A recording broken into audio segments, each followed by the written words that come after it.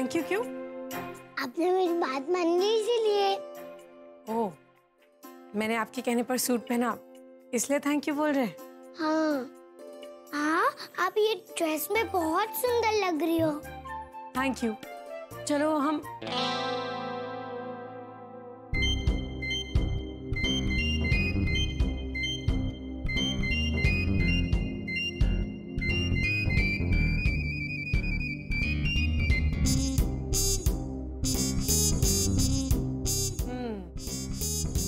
Holidays पर आने के बाद भी पापा फोन पे बिजी हैं।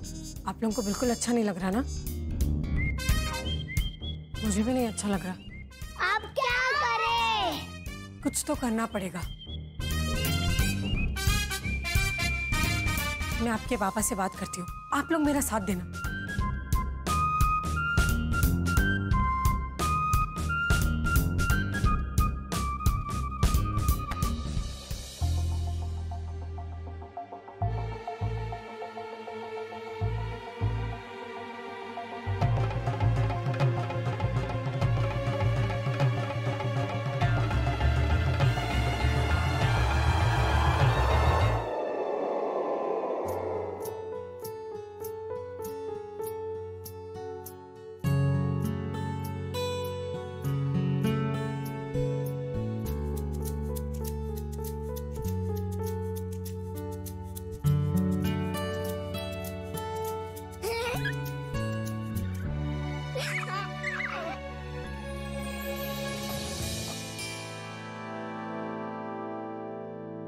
क्या कर रही हैं आप?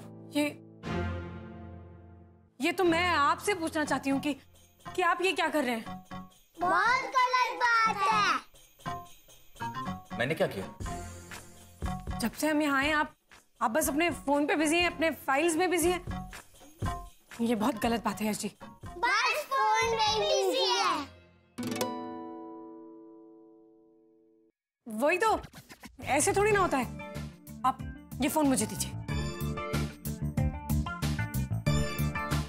आप ऐसे नहीं मानेंगे। अरे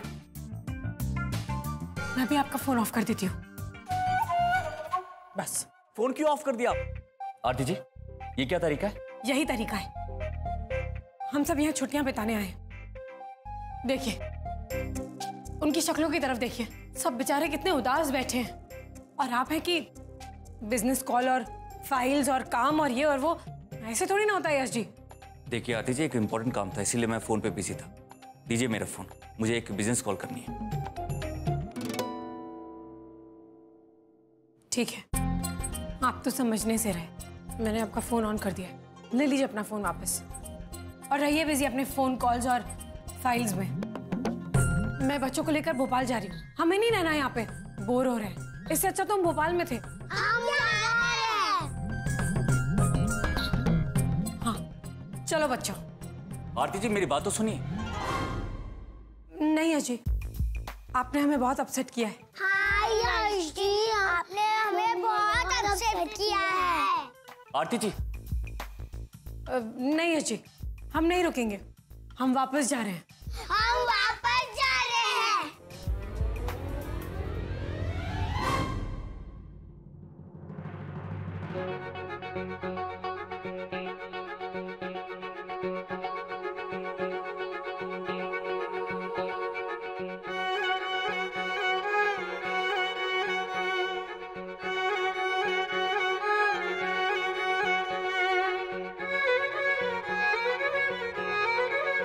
मैं जा रही हूँ।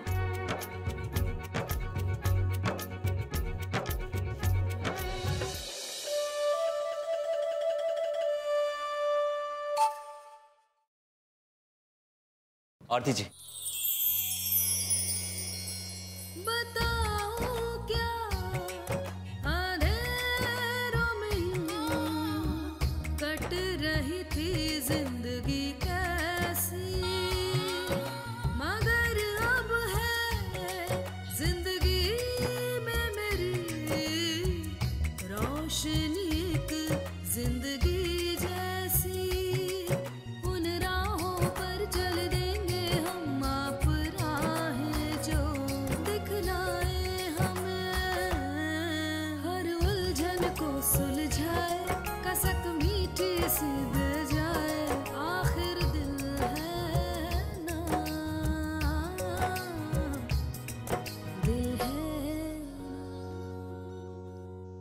आप कहीं नहीं जाएंगी, बच्चे कहीं नहीं जाएंगे, कोई कहीं नहीं जाएगा आरती जी।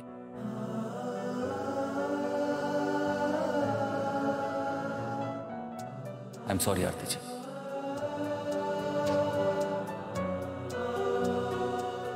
ये लीजिए मेरा फोन, स्विच ऑफ कर दीजिए।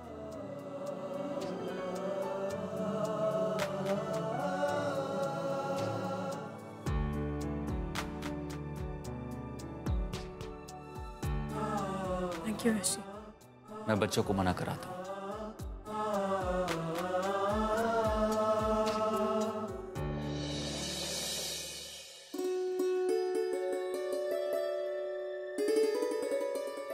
यश जी ने सॉरी कहा मुझसे।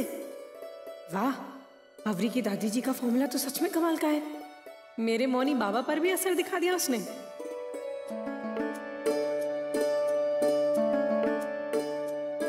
और अब आपके लिए भी हफ्ते भर की छुट्टी, भरपूर आराम कीजिए।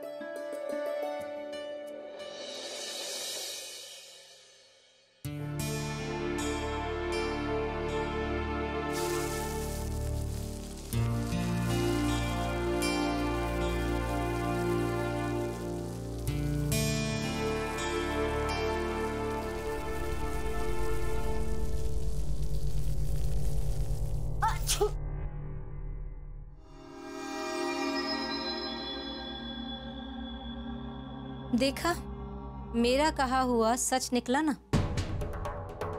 वो आरती तो वहां मुंबई में अपने पति और बच्चों के साथ मौज मस्ती कर रही है, और तुम चूल्हे चौके की आंच में तपती हुई पसीने पसीने हुई जा रही हो। आरती ने मात दे दी ना तुम्हें। प्रतीक जैसे सीधे साधे पति को भी तुम अपनी मुट्ठी में नहीं कर पाई, और उस आरती को देखो, यश जैसे जिद्दी इंसान को भी अपने इशारों पर नचाना कितनी आसानी से सीख गई वो। यश ने तो साफ साफ मना कर दिया था मुंबई जाने के लिए, लेकिन आरती ने कितने आराम से यश की ना को हाँ में बदल दी। गायत्री भाभी और भैया के साथ साथ पूरा परिवार उसकी मिन्नतें कर रहा था, जैसे अगर आरती घूमने नहीं जाएगी तो कोई गजब हो जाएगा। घूमने फिरने की उम्र तो तुम लोगों की है परिधि बहू। उस लड़की का क्या है, वो तो अपनी जिंदगी जी चुकी। फिर भी सबने जबरदस्ती करके उसे हनीमून मनाने के लिए भेज दिया। अरे इस उम्र में ये सब सैर सपाटा उसे शोभा देता है क्या?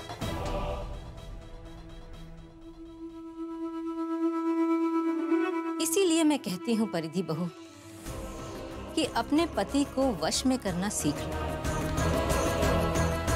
तभी तुम अपने मन की कर पाओगे, वरना यूं ही इस घर में बेचारी बहू बनकर रह जाओ। नहीं बुआ जी, मैं उन बहुओं में से नहीं हूँ जो दूसरों की सेवा के लिए अपनी जिंदगी झोंकती,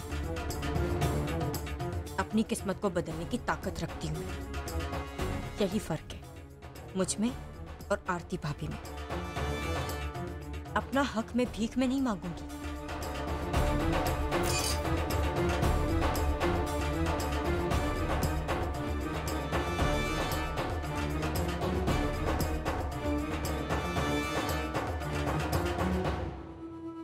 मेरे भगवान की कसम परिधि, तुमसे तो मेरी कोई दुश्मनी नहीं है, पर क्या करूं, तुम ही तो एक जरिया हो जिससे मैं आरती की खुशहाल जिंदगी में जहर घोल सकती हूँ।